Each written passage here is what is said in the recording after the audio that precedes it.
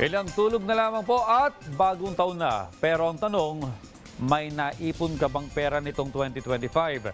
Alamin ang payo ng isang financial advisor para sa mas epektibong pagbabudget, pag-iipon at pagbabayad ng utang. Ang detalye mula kay Denise Osorio.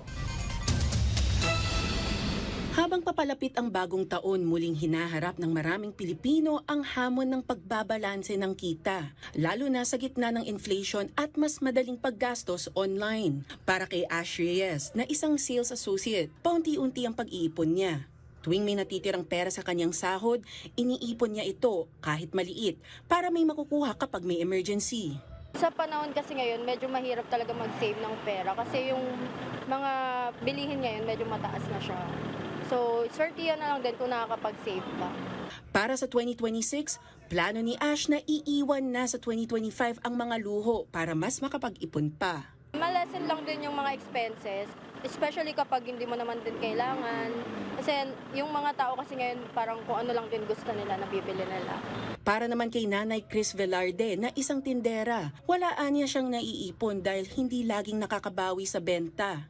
Wala, nadudukot ko ng paunti-unti, lalo na pag yung medyo matumal. Tapos, siyempre yung bibili ka, kaya kukuha ka po ng wala pong may ipon.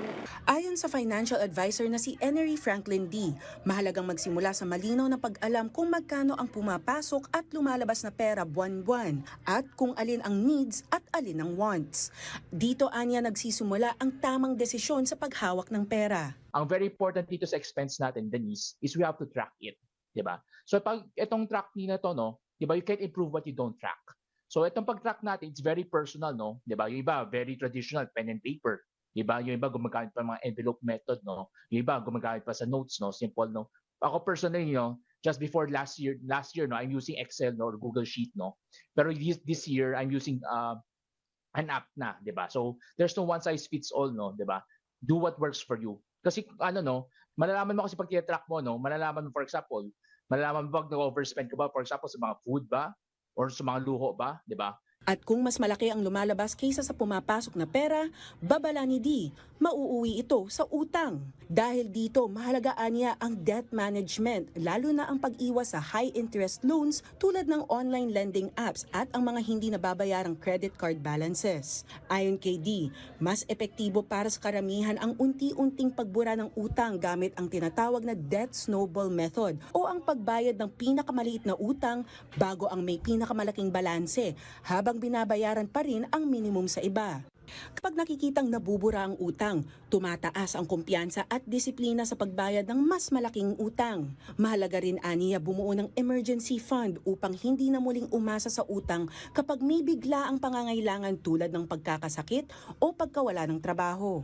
Payo din ni D, ang emergency fund ay dapat katumbas ng 3 hanggang 6 na buwang gastusin at ilagay sa madaling ma-withdraw na savings account tulad ng digital banks para agad magamit kung kinakailangan. Kapag maayos na ang utang at may emergency fund na, saka pa lang dapat isipin ang insurance at investments. Para sa mga nagsisimula pa lang, inirerekomenda niya ang mga low-risk at government-backed options tulad ng Pag-ibig MP2, kung saan pwedeng magsimula sa halagang 500 piso. Money management, no, it's 80% the psychology ng tao or yung mindset mismo ng tao, no. 20% lang mismo yung strategy. Very important din, no, mag-usapan mo siya. Pag-usapan mo siya with friends and family, no? Dagdag ni D, kailangang iwan ng mga Pilipino ang kultura ng hindi pag-uusap tungkol sa pera. Mas nagiging epektibo lang ang pagbabudget at pag-iipon kung ito'y napag-uusapan sa loob ng pamilya, kahit magsimula sa maliit na halaga. Denise Osorio, para sa Pambansang TV, sa Bagong Pilipinas.